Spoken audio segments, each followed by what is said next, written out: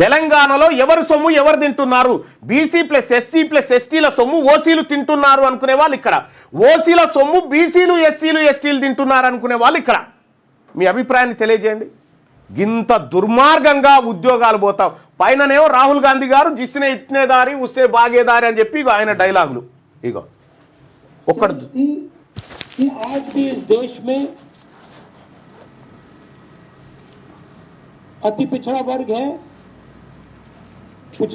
है, दलित हैं, आदिवासी हैं, अल्पसंख्यक हैं, जिनको जितनी भागीदारी मिलनी चाहिए नहीं मिलती है. అగో చెప్పిండా, ఎవరెంతరో వాళ్ళకి అంత భాగీదారి దొక్కాలని చెప్పిండు.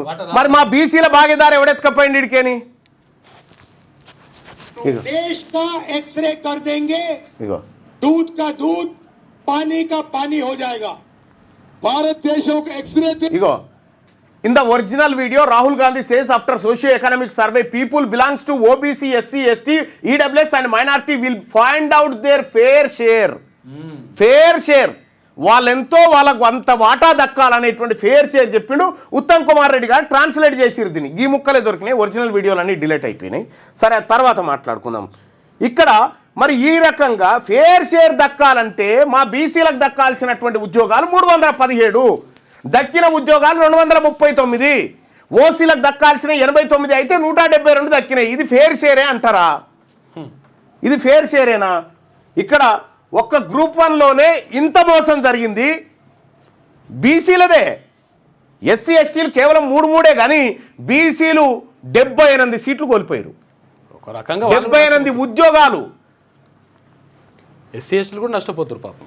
ఇగో తెలంగాణలో ఎవరి సొమ్ము ఎవరు తింటున్నారంటే బీసీ ఎస్సీ ఎస్టీల సొమ్ము ఓసీలు తింటున్నారని 92% మంది అభిప్రాయం. ఇది ఇగో ఇది పోవాలి, ఈ దోపిడి పోవాలి, ఈ ఉద్యోగాలలో దోపిడి పోవాలి, ఈ రైతు భరోసా నిధుల్లో దోపిడి పోవాలి, ఈ రాజ్యంలో పదవుల్లో దోపిడి విషయంలో ఏదైతే ఇది జరుగుతూ ఉందో దోపిడి అది పోవాలి. ఇవన్నీ పోవాలంటేనే ఈ అగ్రవర్ణ పార్టీలు ఈ దోపిడిని ఆపవు. కాబట్టి తెలంగాణ రాష్ట్రంలో బీసీలకు దక్కాలే వాటా అంటే ఖచ్చితంగా బీసీల రాజకీయ పార్టీ తెలంగాణ రాజ్యాధికార పార్టీతోనే సాధ్యం.